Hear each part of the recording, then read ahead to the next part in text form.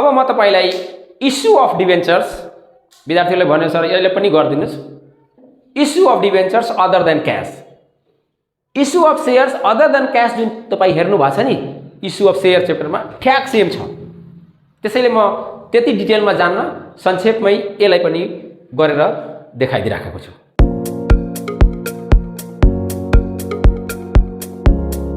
ल अब तपाईहरुले सिक्नु हुनेछ issue of debentures other than cash issue of debentures other than cash हामी डिभेन्चर इस्यु गर्दाखेरि यसअघि के लिएका थियौं त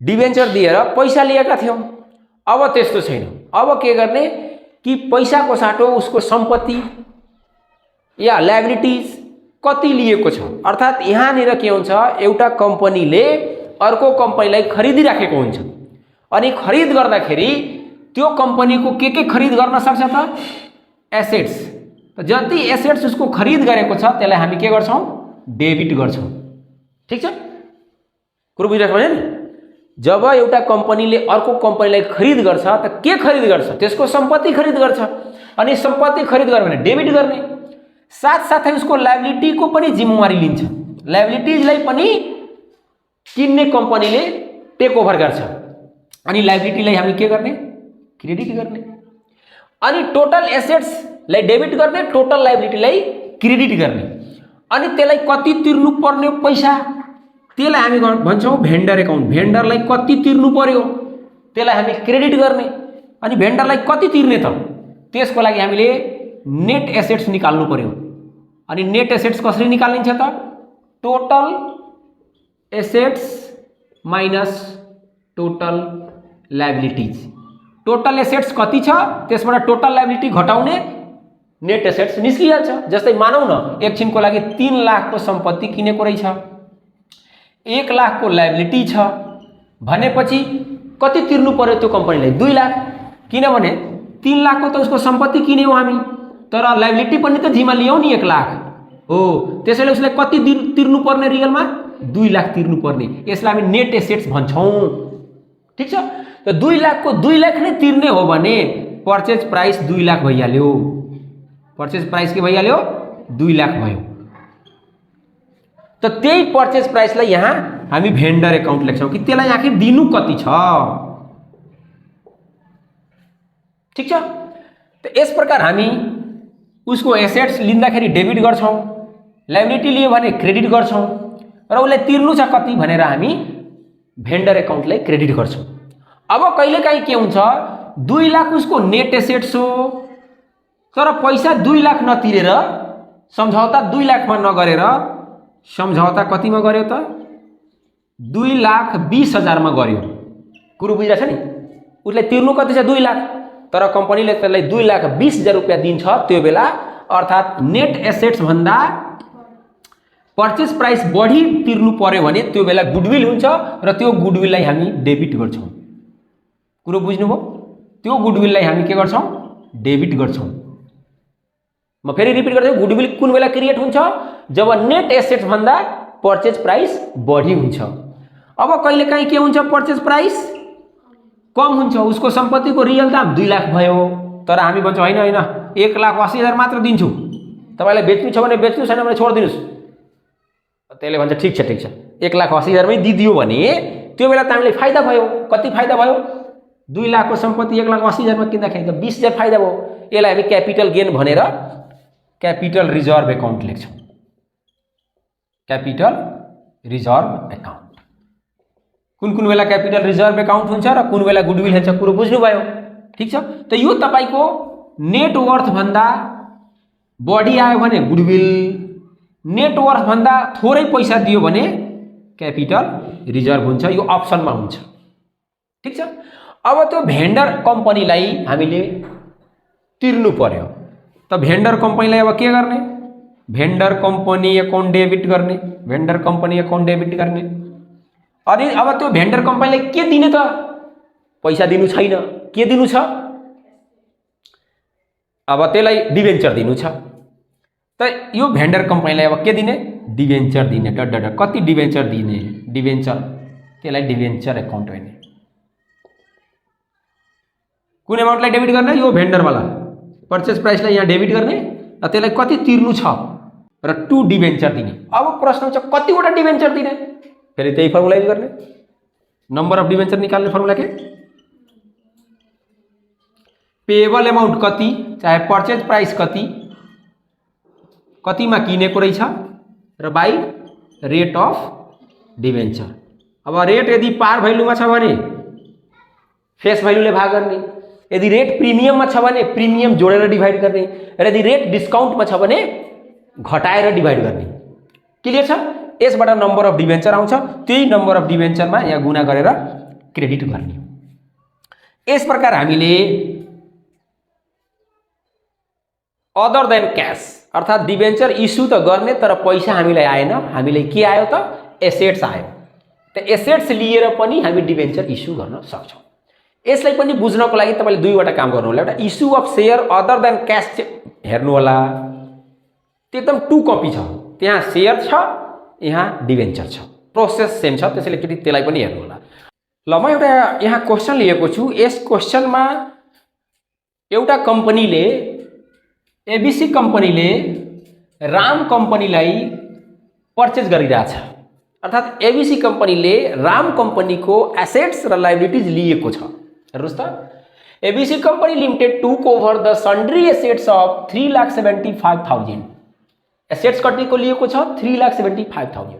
साथसाथै त्यो कम्पनीको कर्जामा पनि भागीदारी बनेको छ, अर्थात् लायबिलिटीज लिएको छ 40,000 र सहमति के गर्यो पर्चेज प्राइस 3,45,000।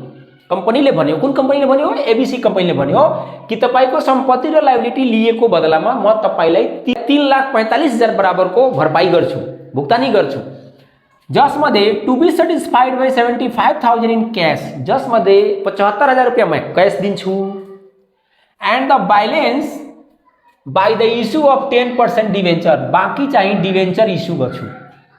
क्लियर छ? अब तपाईले बनाउनु छ journal entries for issue of debenture at par. यदि पारमा मैले डिभेन्चर दिए भने कस्तो जर्नल इन्ट्री बन्छ, प्रिमियममा डिभेन्चर दियो भने कस्तो जर्नल इन्ट्री बन्छ र डिस्काउन्टमा दियो भने कस्तो खालको जर्नल इन्ट्री बन्छ भनेर तपाईले बनाउनु छ। अब म तपाईको यहाँ पार भ्यालुको लागि पनि एउटा गर्छु, प्रिमियमको लागि पनि गर्छु र डिस्काउन्टको लागि गर्छु। अब पार भ्यालुमा सबभन्दा पहिला त हामीले एसेट्स लिएको छ, एबीसी कम्पनीले के लिएको छ? एसेट्स लिएको छ। त एसेट्स अकाउन्ट के हुन्छ?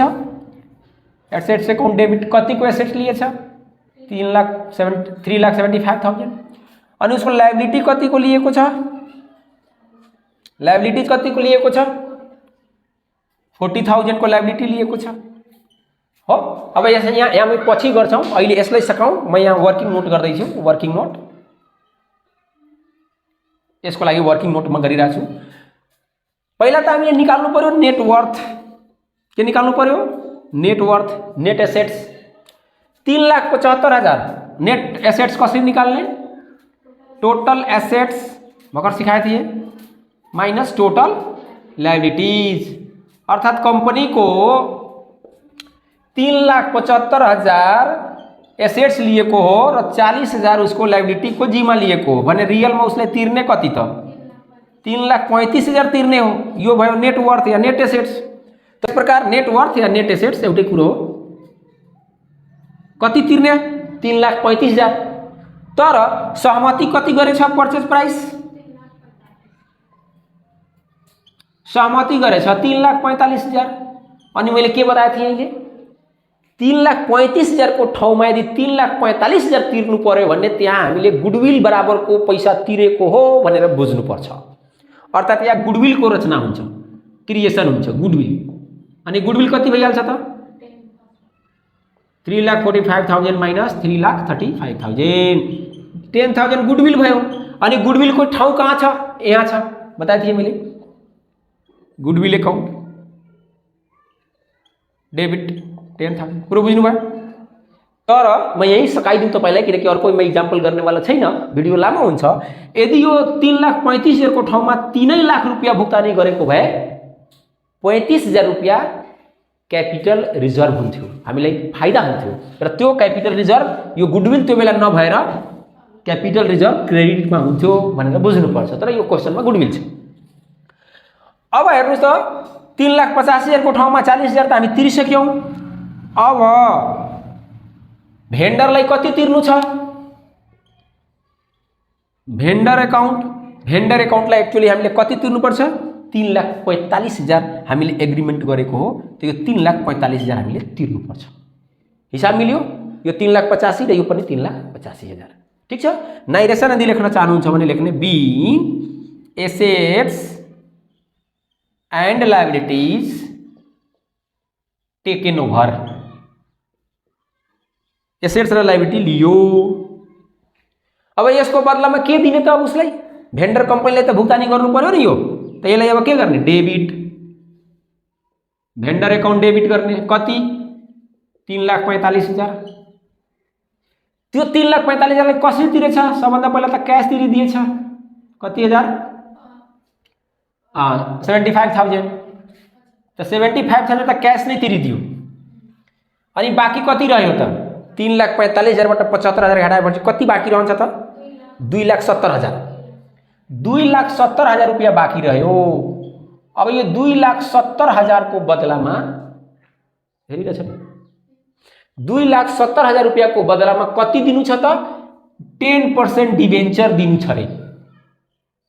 क्लियर छ? के दिनु छ? 10% डिभेन्चर। त यहाँ लेख्ने 10% डिभेन्चर अकाउन्ट। अब प्रश्न छ कतिवटा डिभेन्चर दिने? त के गर्ने? पेएबल एमाउन्टमा रेटले भाग गरिदिने। रेट कति छ? 100 रुपियाँ। अनि 100 ले भाग गरे भने 2,700 अर्थात् 2,700 वटा डिभेन्चर दिनु पर्यो। अब यो 2,700 मा 100 ले मल्टिप्लाई गरेर कति आउँछ? 2,70,000 आउँछ। भयो। यो के को केस हो? पार भ्यालुको केस हो। त्यसैले यहाँ प्रिमियम आउँदैन, नत्र त डिस्काउन्ट आउँछ। अब म यसलाई मेट्छु। अब यो नेट एसेट्स 3,35,000 छ, पर्चेज प्राइस 3,45,000 छ, गुडविल 10,000 छ। यो कुरा प्रिमियममा पनि लागू हुन्छ। त्यसैले म यसलाई अब मेटिदिरहेको छु। तपाईँ याद गर्नु होला, गुडविल 10,000 छ त 10,000 छ। अब मैले प्रिमियमको कुरा गरेँ। प्रिमियमको केसमा यहाँ ल्याउँ, अलिक ठाउँ हुन्छ प्रिमियमको लागि। प्रिमियममा के गर्ने त? प्रिमियम कति पर्सेन्ट छ? 20% छ। अब हेर्नुहोस् त, यहाँसम्म त जस्ताको त्यस्तै गर्ने हो। ठीक छ? अब यो पार्ट चेन्ज हुन्छ के? भेन्डर एकाउन्टलाई कति दिनु छ? 3,45,000। जसमध्ये उसलाई कति दिएको हो? बैंक के हो? क्यासद्वारा भुक्तानी गरेछ। बैंक एकाउन्ट 75,000 दिइदिएको छ। अब 2 के दिनु छ? 10% डिभेन्चर। त्यहाँ लेख्ने 10% डिभेन्चर्स। 10% debentures account. तर कतिवटा डिभेन्चर दिने? अब 2,700 नदिने। किनभने यहाँ निकाल्नु त नम्बर अफ डिभेन्चर कति आइरहेछ। पेएबल एमाउन्ट कति छ? 2,27,000 आएको थियो, किनभने यो 3,45,000 बाट 75,000 त घटिहाल्छ। Payable amount 2,70,000। अनि रेट कति छ? 100। र यसमा के छ? प्रिमियम छ। त के गर्ने? 100 + 20 120। अनि 120 ले भाग गर्नुस्। कति आउँछ 120 ले भाग गर्दाखेरि?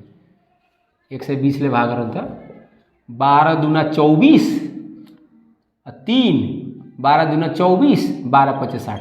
2,250 वटा डिभेन्चर इस्यु गर्नु पर्छ। अब यहाँ के गर्ने? 2,250 मा 100 ले मल्टिप्लाई गर्ने। अनि यो एमाउन्ट कति हुन्छ? 2,25,000। अब 2,25,000 छ त घटिहाल्छ, किनभने प्रिमियममा छ। हेर्नुस् त, यो 3,45,000 बाट 50,000 2,70,000। 2,70,000 मा 2,25,000 त कम भयो। अनि यो के कारणले कम भयो त? To premium on issue of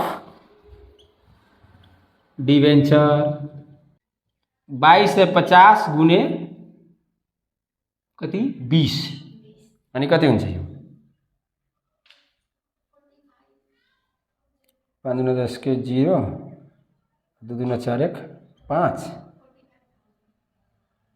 45,000। ठीक छ? के अन्तर देख्नुभयो त? माथिको जस्ताको त्यस्तै गर्ने हो प्रिमियमको केसमा। यो भेन्डर एकाउन्टलाई तिर्नु छ 3,45,000, जसमध्ये 75,000 तिरेको, यहाँ पनि 75,000 तिरेको। खाली के गर्नु पर्यो त? यो प्रिमियममा इस्यु गर्ने कारणले डिबेन्चरको सङ्ख्या अब घटिहाल्छ, किनभने प्रिमियममा हामी प्रिमियमको रेटले डिभाइड गर्छौँ। अब अर्को केस छ डिस्काउन्ट। डिस्काउन्ट अब यहाँ पारलाई मेटेर के लेखिदिएँ? यहाँ त डिस्काउन्ट लेखिदिएँ। अनि डिस्काउन्ट लेखिदियो भने कहाँ फरक पर्छ? यसलाई पार नै राखौँ, यसैले बरु मेट्छौँ। कहाँ फरक पर्छ? यो जस्ताको त्यस्तै, खाली यहाँनिर फरक पर्छ। यो जस्ताको त्यस्तै, खाली यसलाई चेन्ज हुन्छ। यहाँ के लेख्ने? भेन्डर अकाउन्ट डेबिट कति? 3,45,000, जसमध्ये क्यास कति दिदिएको हो? 75,000। अब हामी उसलाई डिबेन्चर कति दिनु छ? 10% डिबेन्चर। यो त डिस्काउन्टमा छ, अलिक बढी दिनुपर्छ, किनभने डिस्काउन्टमा डिस्काउन्ट रेटले डिभाइड हुन्छ पेएबल एमाउन्टमा। अनि डिस्काउन्ट रेट 10 छ, अर्थात् यो 90 ले डिभाइड गर्ने। अनि 90 ले डिभाइड गर्दाखेरि 3,000 डिबेन्चर दिनुपर्छ। अब यहाँ 3,000 मा 100 ले मल्टिप्लाई गऱ्यो भने त यो 3 लाख आउँछ। अब कता घट्यो त? अब डेबिटमा घट्यो त डिस्काउन्ट जहिले पनि कहाँ हुन्छ त? डेबिटमा हुन्छ। यो आफै बताइदिन्छ डेबिट गर्ने कि क्रेडिट गर्ने। Discount on issue of debenture कति त? 30,000। 30,000 आउँछ। ठिक छ? कसरी 30,000 आउँछ? कतिवटा छ? 3,000 छ। 3,000 इन्टु डिस्काउन्ट रेट 10, ठिक छ? 3,000 आउँछ। कसरी 30,000 आयो? किनभने डिबेन्चर कतिवटा इस्यु गर्नु छ? 3,000। अनि डिस्काउन्ट रेट कति छ? 10। अनि त्यतिकै आउँछ नि। अब हेर्नु त मिल्यो दुवै। 3,75,000, यो पनि 3,75,000। यस प्रकार तपाईहरूले issue of debenture other than क्याशमा issue of shares other than cash जस्तै हो। हुन त यो भिडियो पार्ट 1 मा हुनु पर्थ्यो, किनभने त्यहाँ थियो इस्यु अफ डिबेन्चर। तर मैले यो भिडियो बनाउन सोचेको थिएन, किनभने ठ्याक issue of share other than cash जस्तो छ। तर विद्यार्थीलाई हैन यो पनि भिडियो बनाइदिनुस् भनेर भनेपछि मैले यो भिडियोलाई पनि यहाँ अपलोड गरिदिएको। यस प्रकार issue of shares, accounting for shares, debentures का तमाम चैप्टर्सहरूको भिडियो मैले अपलोड गरिसकेको छु। आशा छ क्लास 12 का विद्यार्थीहरूलाई यस भिडियोले धेरै मद्दत गर्नेछ। हवस्, धन्यवाद।